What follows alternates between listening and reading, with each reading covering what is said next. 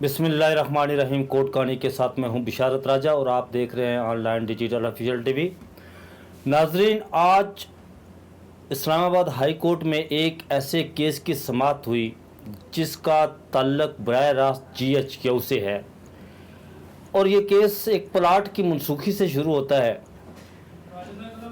GHQ ने एक ऐसा आर्डर किया है एक प्लाट की मनसूखी का, इस प्लाट को फ्रीज करने का, कि उसके प्लाट के ऑनर जो है वो इस केस को लेकर इंसाफ लेने के लिए इस्लामाबाद हाई कोर्ट पहुंच गए।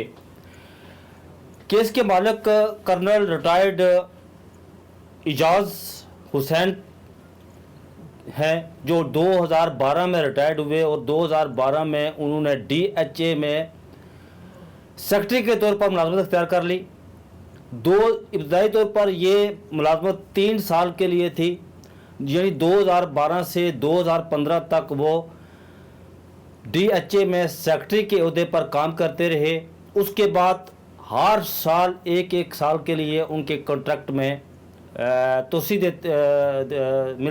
मिलती रही और 2019 तक वो काम करते रहे। सेक्रेटरी की हैसियत से उनके पास 2 स्टार, 3 स्टार, 4 स्टार जर्नैल भी जाते रहे। ज़ाहिर उनके अपने प्लाट के मामलात थे और प्लाट की उनके प्लाटों के हवाले से उनके पास जाते रहे। लेकिन ये कहा जाता है कि एक ऐसा अफसर उनके पास गया कि इन्होंने उसे वो प्रोटोकॉल नहीं दिया जो वो लेना चाहता था। यहाँ से इनका काउंटडाउन शुरू हुआ। ये plot colonel retired Ijaz Hussain को दौरान मुलाजमत उन्हें DHA में मिला था। उन्होंने इंसाफ के असूल के लिए इस्लामाबाद हाई कोर्ट से रुजू किया तो ये केस 2 रुकनी बेंच जस्टिस मोहसिन अख्तर कियानी और जस्टिस समन रिफत इम्तियाज़ के बेंच में लगा हुआ था। आज इस केस की समाअत हो रही थी, इस केस की हेयरिंग हो रही थी। ये इंट्रा कोर्ट अपील दायर की गई कर्नल रिटायर्ड इजाज़ हुसैन साहब की तरफ से कि मुझे इंसाफ चाहिए। पहले तो ये बताया गया कि आपने GHQ को इसमें फ़रीक नहीं बनाया, उसके बाद GHQ को इस केस में फ़रीक बनाया गया। नाज़रीन, आज हम जिन आज़ाद फ़ज़ाओं में सांस ले रहे हैं ये बिलाशुबा फ़ौज की कुर्बानियों की बदौलत है। ये ज़रूरी नहीं कि फ़ौज ही सारा कुछ करती है, ये उन्हीं की बदौलत है कि हम आज आज़ाद फ़ज़ाओं में सांस ले रहे हैं। हम अपने तौर तरीक़ों के मुताबिक ज़िंदगी गुजार रहे हैं और वो जवान आज यख बस्ता हवाओं में आज रात को भी सरहदों की हिफाजत कर रहे हैं और हम मखमल के बिस्तरों पर आराम से सो रहे होते हैं। जब ये केस आज अदालत के सामने गया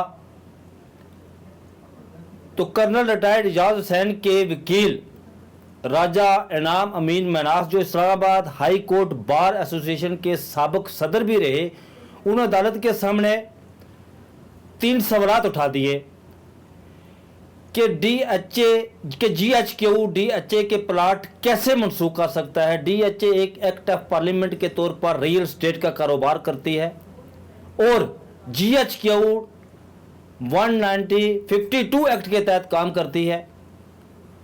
अगर कोई प्लाट फ्रीज करता है या किसी की अलाटमेंट कैंसिल करने का अख्तियार है, फ्रीज करने का अख्तियार है, तो वो है FBR, NAB और ANF को, कि वो प्लाट को अपने कानून के मुताबिक, इस मुल्क के जो कानून हैं उनके मुताबिक वो फ्रीज कर सकते हैं। इसके अलावा किसी को कोई अख्तियार नहीं कि वो किसी की जायदाद को, किसी के प्लाट को फ्रीज करे। तो GHQ की तरफ से एक लेटर आया इस्लामाबाद हाई कोर्ट में कि ये कर्नल रिटायर्ड इजाज़ हुसैन को अपने प्लाट की मनसूखी का उस वक़्त पता चला जब वो प्लाट उन्होंने फ़रोख्त करना चाहा, तो उन्हें पता चला कि वो प्लाट कैंसिल हो चुका है, मनसूख हो चुका है। जब उन्होंने इस्लामाबाद हाई कोर्ट में रुजू किया इंसाफ के लिए तो GHQ से एक लेटर आया कि प्लाट इनका मनसूख हो चुका है। इन्होंने जब इस GHQ को फ्रीक बनाया तो आज GHQ के वकील ने अदालत को बताया